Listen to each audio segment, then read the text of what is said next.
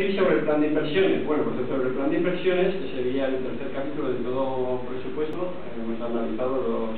los ingresos que hemos dicho por la última que acaba de llegar, que están inflados de una forma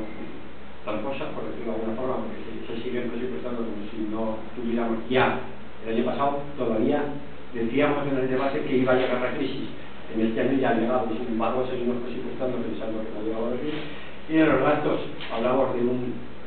gasto de un desarrollo potencial en sus aumentos,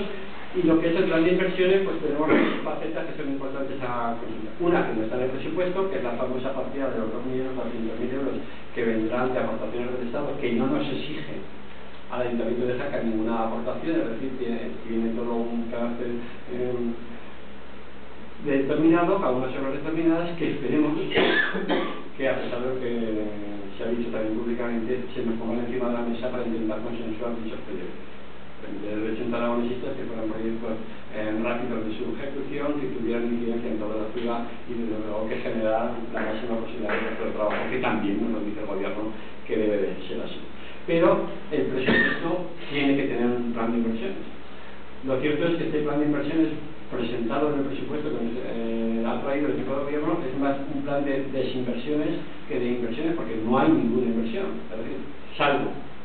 quiero ser correcto y riguroso, salvo la partida dedicada al ARI, que como sabéis es una obligación que adquiere el Ayuntamiento para las posibles intervenciones en áreas de rehabilitación integral, que son 600.000 euros, si estoy hablando un poco de memoria,